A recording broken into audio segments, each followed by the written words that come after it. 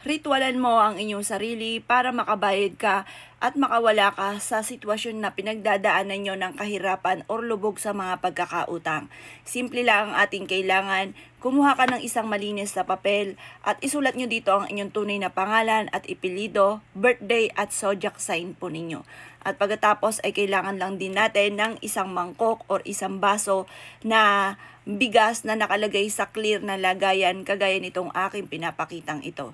At pagkatapos mga bossing ko, matapos yung isulat po dito, sa umaga nyo ito gagawin ng alas 7 ng umaga ay ito itutupiin nyo. At pagkatapos ay ilalagay nyo po ito sa pinakailalim nitong ating bigasan. Habang ito po'y ginagawa ninyo ay paulit-ulit ka na nagwi-wish na ako'y makakawala na sa aking mga pagkakautang at kailanman ay hindi na ako mamumblema tungkol sa usapin ng pera. Maraming pera ang darating sa akin. At pagkatapos po nito, i-wish nyo na lahat-lahat na gusto po ninyo na makakabayad na ako sa aking mga pagkakautang at kailanman ay hindi na ako mamumblema tungkol sa usapin ng pera. Simula na ito ng aking pagyaman at kailanman ay hindi na ako maghihirap pa. Ganyan ang inyong sasabihin mga bossing.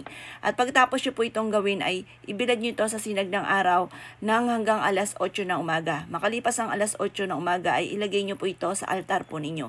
Obserbahan ng sa loob ng 1 linggo dahil may mga magandang balita na darating or magandang oportunidad na darating na ito ang magiging dahilan kung bakit ikaw ay makakabayad na kaagad sa inyong mga pagkakautang. Subukan nyo po ito at kayo mismo ay magugulat dahil kung dati-dati lubog ka sa utang, ni makain ay wala ay magiging masagana ang inyo pong pamumuhay. Bukod sa inyong pagiging masipag at matyaga ay tambalan nyo ng ganitong mga pamamaraan dahil makakatulong po ito upang sa ganon ay mas maging masagana ang inyo pong pamumuhay. Basta ugaliin ang pagiging positibo. Araw-araw sasabihin ng mga magagandang salitain. Kalimutan ng mga pangit na salitain dahil kung ano ang pangit na salitain, iyan ay nagaganap. Ayaw natin ng mga pangit kaya panay mga magaganda ang ating sasabihin. Proven po ito, napakaswerte po nito.